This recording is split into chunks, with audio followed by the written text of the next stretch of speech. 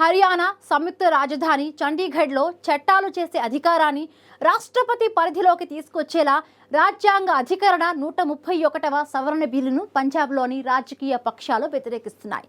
ఈ బిల్లు ఆమోదం పొందితే చండీగఢ్ ఆర్టికల్ 240 పరిధిలోకి వస్తుంది. దీంతో ఈ బిల్లును ఆమ్ ఆద్మీ పార్టీ, కాంగ్రెస్, అకాలీదళ్ తీవ్రంగా వ్యతిరేకిస్తూ ఉండడంతో కేంద్రం కాస్త వెనక్కి తగ్గింది.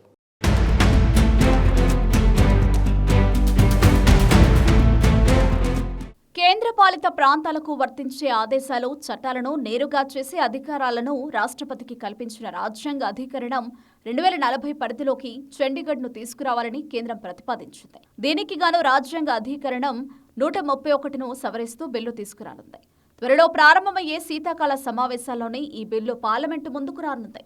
చట్టసభ లేని కేంద్రపాలిత ప్రాంతాలైన అండమాన్ నికోబార్ దీవులు, దాద్రా నగర్ హవేలీ, డామన్ డయ్యూ ప్రస్తుతం అధికరణం 240 పరిధిలో ఉన్నాయి.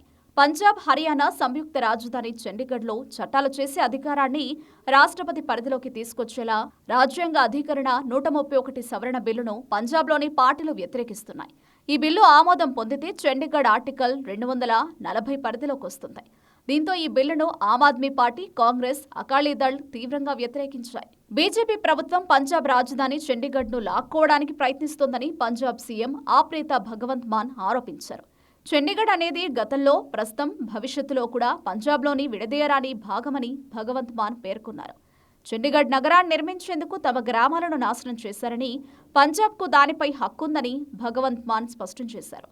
చండీగఢ్ నగరాన్ని తాము ఏమాత్రం వదులుకోమని, అవసరమైన చర్యలు తీసుకుంటామని భగవంత్ మాన్ హెచ్చరించారు. పంజాబ్ గుర్తింపుపై కేంద్రం దాడి చేస్తుందని ఆప్ అగ్రనేత అరవింద్ కేజ్రీవాల్ విమర్శించారు. నియంతృత్వం ఎదుట పంజాబ్ ఏనాడూ తలవంచలేదని చరిత్ర చెబుతోందని కేజ్రీవాల్ పేర్కొన్నారు. మరోవైపు చండీగఢ్ పంజాబ్కు చెందిందేనని పంజాబ్ కాంగ్రెస్ చీఫ్ అమరీందర్ సింగ్ రాజా పేర్కొన్నారు. దానిని లాక్కోవడానికి చేసే ప్రయత్నాలకు తీవ్ర ప్రతికూల పరిణామాలుంటాయని అమరీందర్ సింగ్ పేర్కొన్నారు. రాష్ట్ర బీజేపీ నాయకులు పంజాబ్ పక్షాన ఉంటారో లేక కేంద్రం తరపున ఉంటారో తేల్చుకోవాలని అమరీందర్ డిమాండ్ చేశారు. ఇక అకాలీదళ్ నేత సుఖ్బీర్ సింగ్ బాదల్ కూడా దీనిని పంజాబ్ వ్యతిరేక బిల్లుగా అభివర్ణించారు.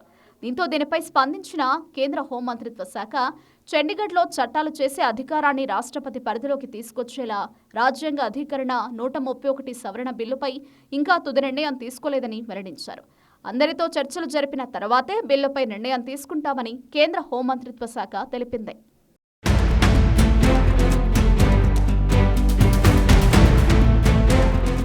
పంతొమ్మిది 1947కు ముందు అవిభక్త పంజాబ్ ప్రాంతానికి లాహోర్ రాజధానిగా ఉండేది.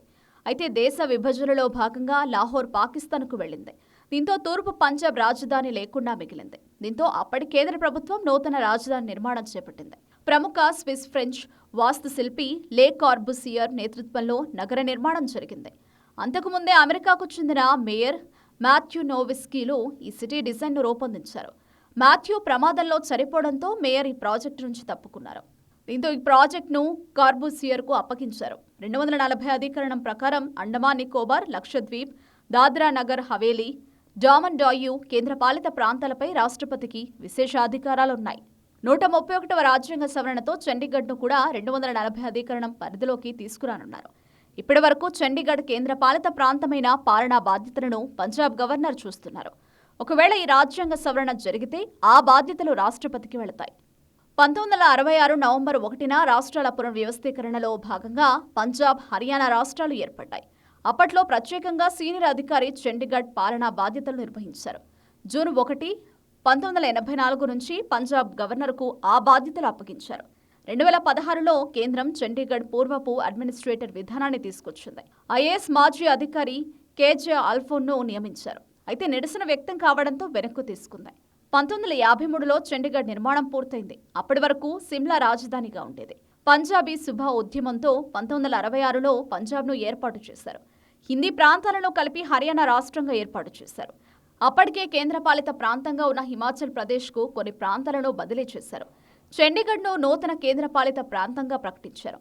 1986లో రాజీవ్ గాంధీ లోంగోవాల్ ఒప్పందంలో భాగంగా చండీగఢ్ను పంజాబ్కు, ఆ రాష్ట్రంలోని కొన్ని ప్రాంతాలను హర్యానాకు బదిలీ చేసేందుకు వీలుగా ఒప్పందం కుదిరింది. కానీ అమలుకు నోచుకోలేదు. చండీగఢ్ నగరం పంజాబ్, హర్యానా సరిహద్దులో ఉంది. చండీగఢ్తో పాటు పంజాబ్లోని మొహాలీ, హర్యానాలోని పంచకుల ప్రాంతాలను కలిపి పెద్ద నగరంగా పరిగణిస్తున్నారు. దీంతో ఇరు పక్షాలు చండీగఢ్పై పట్టు విడవడం లేదు.